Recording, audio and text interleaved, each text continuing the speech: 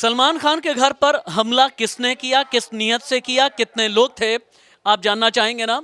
बहुत ज़्यादा आगे पीछे की बात नहीं करूंगा, कोई लाग लपेट नहीं। मेरे सीनियर कोलीग, मेरे इन्वेस्टिगेटिव जर्नलिस्ट, देश के जाने माने इन्वेस्टिगेशन एक्सपर्ट जावेद हुसैन है। जावेद भाई, मुझे थोड़ा सा वक्त दें आप। मैं चाहता हूं कि सलमान खान के घर पर फायरिंग का ABC A to Z आपके जरिए हम जाने। पहले तो आप ये बताएं, सलमान खान के घर पर क्या हुआ? देखिए, सलमान खान के घर पे कल रविवार की सुबह तड़के 6 राउंड फायरिंग हुई और फायरिंग इस कदर हुआ, इस तरह से नफरत था कि एक गोली जो बुलेट है वो मार सलमान खान के घर के अंदर मिली है। मतलब खिड़की से बुलेट सीधा उसके घर तक पहुंची, 6 राउंड गोली। लेकिन इस पूरी नफरत की जो कहानी, इसके स्क्रिप्ट जो है 1998 में लिखी गई थी। वो एक फिल्म थी जो हम साथ साथ में, जिसमें सलमान खान के ऊपर आरोप लगा था कि उसने काले हिरन का शिकार किया था। उसी वक्त से लॉरेंस बिश्नोई सलमान खान का दुश्मन हो गया और लॉरेंस बिश्नोई इस तरह का दुश्मन बन गया है कि उसने अपने 1200 जो शूटर्स है सबको उसने एक्टिवेट कर दिया है। यहां तक कि सलमान खान के 1200 शूटर्स ऑल ओवर इंडिया। जी, सलमान खान को लॉरेंस बिश्नोई आज के वक्त में अपना सबसे बड़ा दुश्मन मानता है। लॉरेंस बिश्नोई, राशिद जी, ऐसा गैंगस्टर्स है जो देश का सबसे बड़ा गैंगस्टर्स है। और ये इतना बड़ा गैंगस्टर्स इसलिए क्योंकि इस केस में लॉरेंस बिश्नोई, गोल्डी बराड़, ये दो नाम क्यों आ रहे हैं?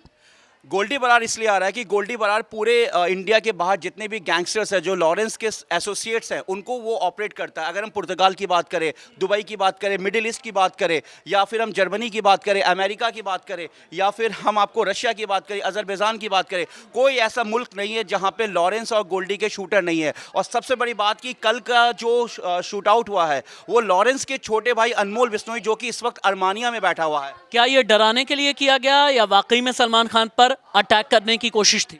देखिए, 2018 में जो टॉप सूत्रों का कहना है कि संपत नेहरा, जो कि काला जटेरी और लॉरेंस बिश्नोई का बेहद खास है, उसने पूरी प्लानिंग की थी, पूरी एग्जीक्यूशन कर लिया था कि सलमान को मारना है। ये सलमान का लक कहेंगे कि उस एग्जीक्यूशन में वो आ नहीं पाया क्योंकि पूरी फील्डिंग तैयार थी। और तकरीबन आप यकीन मानिए कि सारे जो शूटर्स हैं वो बाहर के आए थे, किसी भी महाराष्ट्र के शूटर को नहीं शामिल किया गया था। इसमें राजस्थान, पंजाब, हरियाणा और दिल्ली के NCR के वो शूटर्स थे। मुझे ये बताएं, चूंकि शूटर्स की, आपने कैमरा इधर लेकर के आ जाएं, आपने चूंकि शूट, आप बहुत ही इंटरेस्टिंग वे में बता रहे हैं जावेद भाई। आपने बताया शूटर्स की, आपने बात की, गुरुग्राम वाला शूटर कौन है, इसका नाम क्या है, इसके वेयर अबाउट्स के बारे में क्या जानकारी है, इसकी जड़ें कहाँ तक हैं, ये लॉरेंस के साथ कैसे कनेक्टेड है, ये गोल्डी के साथ में इसके कनेक्शंस क्या हैं?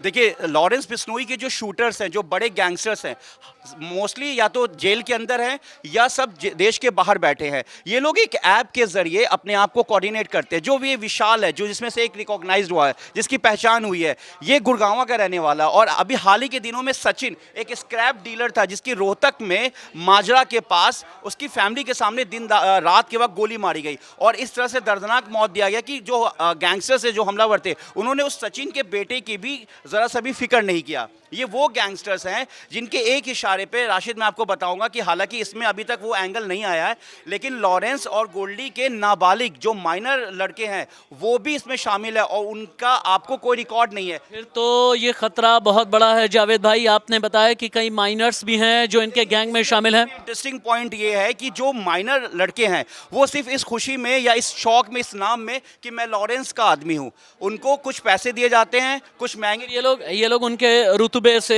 या फिर उनके जो अलग अलग न्यूज़ वीडियोस में नजर आते हैं उसे फैसिनेट हो जाते हैं। राशिद जी, ये इस स्टोरी का रेलिवेंट तो नहीं है, लेकिन इसका एक पार्ट ज़रूर है। मैं आपको बताना चाहूँगा कि जो दर्शक भी इस चीज़ को समझे और सावधान रहें कि आज के वक्त में दिल्ली पुलिस हो या हरियाणा पुलिस हो, कई ऐसे जो एजेंसीज हैं, जो यूनिट है दिल्ली पुलिस की और हरियाणा पुलिस की, उन्होंने ऐसे नाबालिग लड़कों को पकड़ा है जो लोग लॉरेंस के कहने पे दिल्ली की कई वारदातों को अंजाम दे चुके, बड़े बड़े बिजनेसमैन के घर पे गोली चलाना।